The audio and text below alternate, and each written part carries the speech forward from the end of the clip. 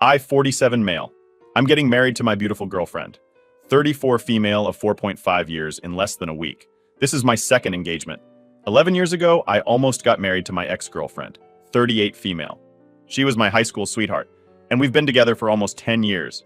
So naturally, we even lived together for 5 years. So naturally, I was ready to get married. It seems like I was not the only one shocked. She appeared to be as well. My family held a positive view of my ex, and they were excited when I shared the news of our engagement. However, things took an unexpected turn just one day before the wedding when my ex ended up having a romantic encounter with my 34-year-old brother. Adding to the shock, my ex had suggested that I spend the night before the wedding at a hotel, believing it was necessary to stay separately to avoid bad luck. And I did what she asked of me. Unfortunately, or maybe fortunately, I'd forgotten my shoes back home and had to go back for them a few hours after I'd reached the hotel. When I went back home, I was surprised to see that the lights were out in the living room since my ex hated turning out the lights while leaving a room and couldn't believe that she'd remembered. I went in and headed straight to the bedroom since that's where I kept the shoebox, because that's how special it was to me. But when I opened the door to my room, I was greeted with the worst thing I'd ever seen. My ex was lying in bed with my little brother and was so caught up in their act that they barely even noticed that I'd entered the room. It took only a few seconds for them to notice me, but I was completely frozen, unsure of how to react. My world crumbled around me, and as soon as I comprehended what I had just witnessed, I instinctively made a run for it.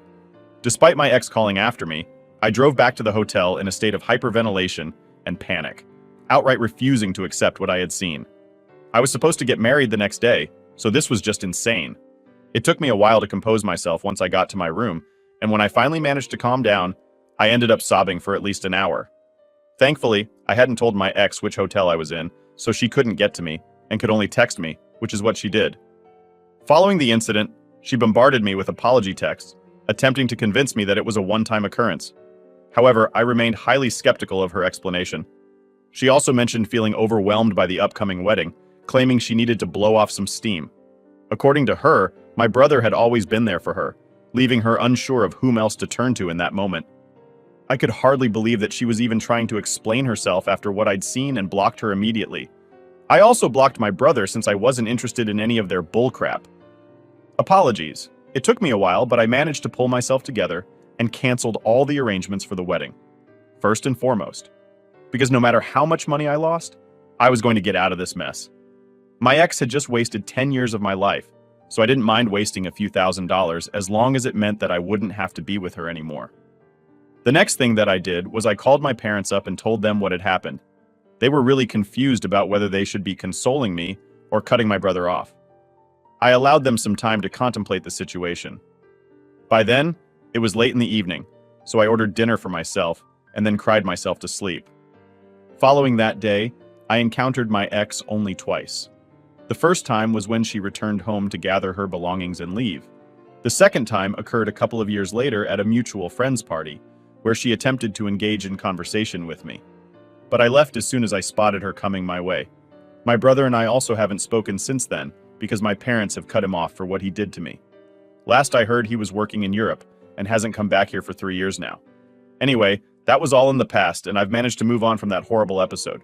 I'm in a better place now, and definitely was a better woman, whom I trust wholeheartedly. It was all going well until a few days back, exactly 1 week before my wedding. My ex reached out to me. I don't know how she found out about me or my wedding, but she contacted me from a new Facebook account. Since I'd blocked her original account first, and sent me a ton of messages about how devastated she was to hear that I was getting married again. It struck me as odd that she used the term again, considering that, despite the near marriage, we were never officially married.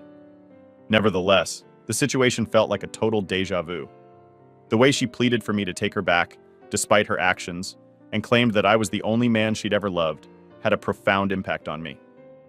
And I even told my fiancé about it immediately. Part of me was so perturbed by this that I wanted to give her a piece of my mind for bothering me before my wedding. But another more unforgiving part of me really wanted revenge. I knew that I'd done the right thing all those years back, and had dealt with the situation like an adult. However, this time around, I harbored a strong desire to inflict emotional pain on her to the extent that she wouldn't even consider reaching out to me again. When I confided in my fiancé about these feelings, she fully supported the idea.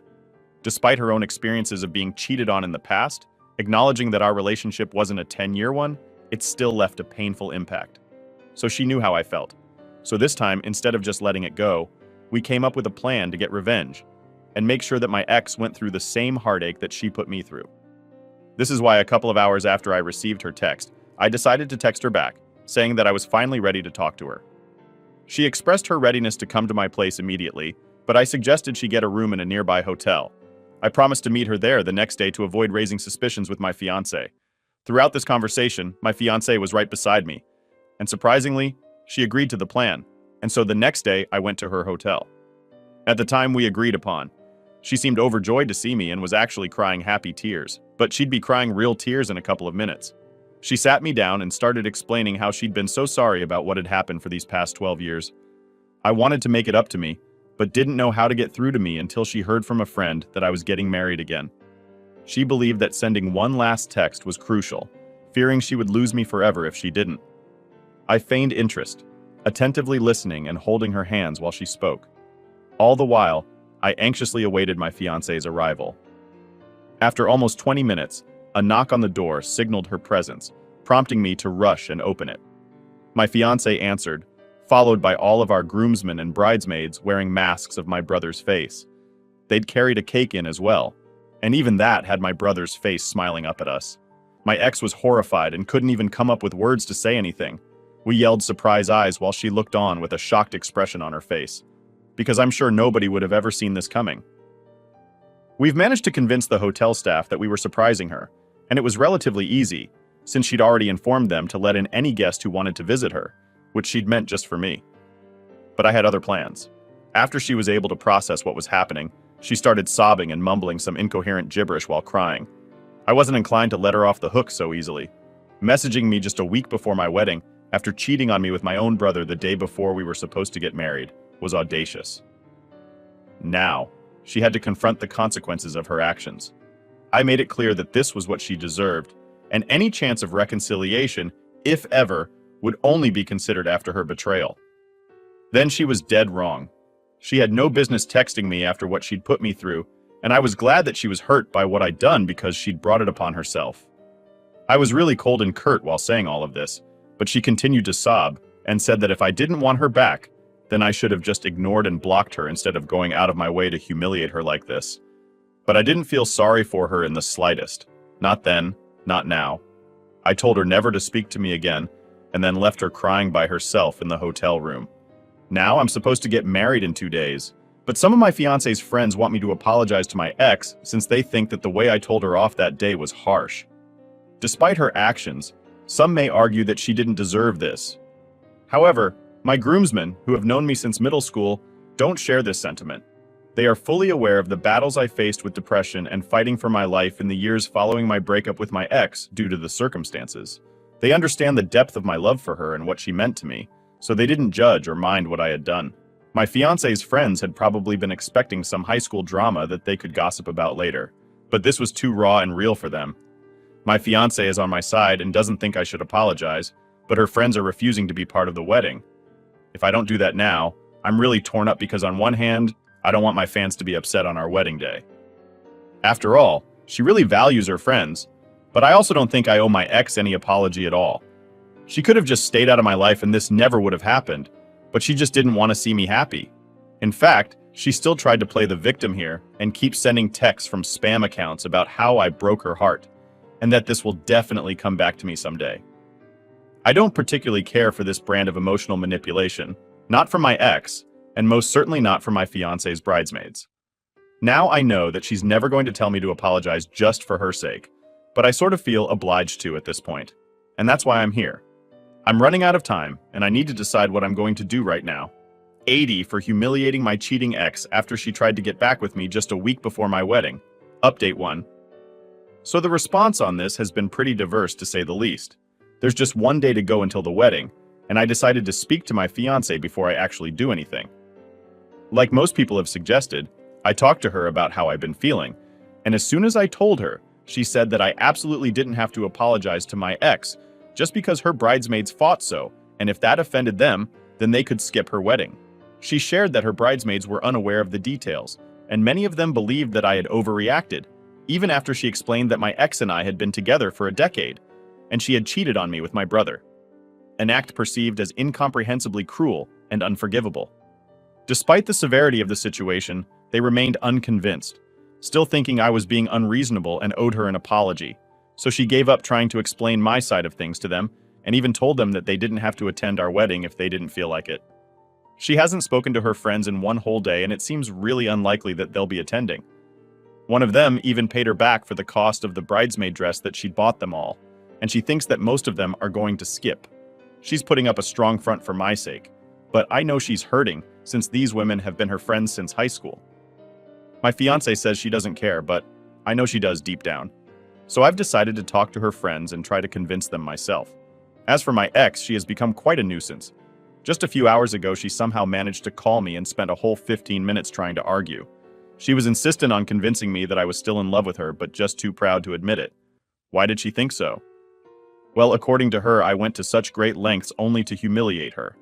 So it's obviously meant that I still did have feelings for her deep down. Yeah, she's right.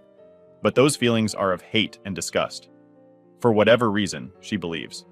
I just wanted to see her one last time, which is why I'd held her hands while she was talking. But honestly, that was just a shocker. Even more, I literally laughed in her face while talking to her, hoping that she'd get the hint. But she kept on blabbering about how we were soulmates and that I needed to call off the wedding before I made a huge mistake. Truly, the sole reason I'm considering any of this is to prevent her from making any regrettable decisions. I've been attempting to contact her parents to facilitate her removal, but so far, I haven't succeeded in reaching them. Consequently, I'm patiently waiting for their response. Once they step in, I'll finally be able to part ways with her for good. Don't get me wrong, I still hate her, but I also don't want her to hurt herself. I'm not that inhuman. Update 2. Hey guys! So we're officially married now. It's been a couple of days since the ceremony, and I still can't believe it. She's now my wife. I'm thrilled. But unfortunately, there's still sad news. Her friends ended up not showing up to the wedding, despite my attempts to get them to come. I personally called each one of them up to explain why I'd done what I'd done and why I didn't want to apologize. But they didn't care much for it. Even when I asked them to attend just for my wife's sake, they weren't too hot on it. And that just seemed bizarre to me because I surely attend a friend's wedding, even if I didn't particularly like the person they were getting married to. I only learned the real reason yesterday when my wife finally confessed that she'd had a feeling her friends wouldn't attend. Whether or not I apologized simply because of the fact that she'd refused to do what they'd asked of her and had disagreed with them. They didn't like that one bit and believed that they were all one unit, so they always needed to have a united front. These friends from high school had been part of her life for a long time, and despite managing to keep the friendship intact over the years due to a lack of significant disagreements, this was the first time their bond faced a serious test. In this instance, she chose me over her friends, a decision that didn't sit well with them. She confessed to feeling a bit upset about the situation, but was too embarrassed to admit it, considering the whole situation to be juvenile. I didn't mind though, since at least now I was sure that this wasn't really my fault, and her friends were just self-centered. My wife even said that part of her was glad that they'd refused to attend, because she could finally stop trying to fit in all the damn time and could live life on her own terms without constantly having to seek her friends' approval. So that was good for us, I suppose. Also, my ex's parents finally responded to me on the evening before my wedding. I explained to them hurriedly what their daughter had tried to do and how they needed to get to the hotel she'd been staying in and take her back with them for her own safety because she was being really psychotic and delusional. I didn't feel it was appropriate for her to be left alone. It turns out they were on a hiking trip without network access. However, upon their return, they assured me that they would come to take her back as soon as possible and even expressed gratitude for informing them. I haven't received any updates since then, but I presume they successfully brought her back home. Update 3. Hi guys. It's been a week since my wedding, and unfortunately it's been nothing but drama so far. As I mentioned, my girlfriend or her parents hadn't been in touch with me since the last time I spoke to her parents. I'd assumed that they'd take her home, but apparently not. 2 nights ago, there was a knock at our door, and since it was really late, my wife and I had no idea who it could be, because we weren't expecting anyone. I made the mistake of opening the door before looking through the cameras, and when I opened up, my ex pushed past me and walked in with her bags. My wife was sitting on the couch and literally sprang to her feet as soon as my ex walked in. I was about to ask her what she was doing in my house, but before I could say anything, she told me that she was here to stay. She told me that her parents had come to bring her home a few days back, but she had refused to go since she knew that I would take her back soon. My wife and I were stunned and had no idea how to react because of how crazy all this seemed. She told me that her parents had tried to force it to go back with them, but she'd had a huge fight with them and ended up staying at the hotel. Now, she was running out of money and made the decision to move to my place. Her reasoning was that spending enough time with her again might trigger memories of the past and lead me to fall back in love with her. I was utterly perplexed and had no idea how to react due to the sheer strangeness of the situation. My wife tried to speak to her, but she ignored her presence altogether and continued speaking to me, demanding that I let her live with us. I told Rose gently, as I could, that I was a married man now, and she couldn't just show up here to live with me, but she said that she didn't accept the wedding, so in her eyes, I was still unmarried. I couldn't believe that this was happening, but neither did I have the heart to kick her out, because honestly, she seemed seriously unstable, and it appeared to me that she needed help. So I sat her down and told her to wait in the living room while I went to the bedroom with my wife to discuss what we should do next. Thankfully, my wife was also quite sympathetic, and knew there was something seriously off about how my ex was behaving. She needed serious professional help, and we realized it. I tried to get through to her parents, but they didn't accept my calls and texts back, saying that they couldn't force to come back anymore, and she was clearly too psychotic to live with them. Now, she was on her own. It was evident that her parents were embarrassed by her, and it was disheartening to witness how they were prepared to abandon their own daughter once they realized she was facing difficulties with no other options left. In response, I called my own parents and they arrived within half an hour. My ex had fallen asleep on the couch in the meantime, which turned out to be fortunate. Upon my parents' arrival, we decided to take her to a therapist as soon as possible, as her recent actions left us uncertain about what she might be capable of at this point. My wife and I let her stay that night because honestly, neither of us could bring ourselves to hate her anymore because of how sad the whole situation was. Clearly something had snapped in her mind, and she needed to be treated for it at the earliest. And the poor woman didn't even have her parents to count on anymore. My parents and I took her to the hospital the next day, and she was still rambling about how she was glad that I was finally coming around and had even started planning our wedding.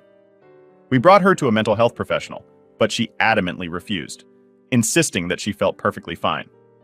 Despite numerous struggles and complications, the doctors were eventually able to calm her down with medication, including drugs whose names I don't recall. Following the treatment, she appeared considerably more composed. A couple of hours later, she finally expressed the desire to return home. I brought her home, and we let her rest in the room while my family and I sat in the living room thinking about what to do next.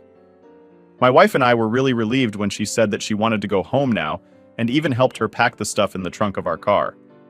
We drove our home together. She remained silent throughout the ordeal, leaving us at a loss for words in such a challenging situation. Upon returning home, she apologized to both of us for the trouble she had caused and expressed her shame over everything that had transpired. My wife and I felt a sense of awkwardness throughout the interaction, but we reassured her that it was okay and advised her to prioritize self-care before heading back home. I didn't know if it would help or not, but I did contact my ex's mother and fill her in on everything that had happened. And I guess that finally made them realize the gravity of the situation. She told me that she's moved in with her daughter and said that she'll keep us updated. And despite whatever has happened so far, my wife and I truly wish that she gets better.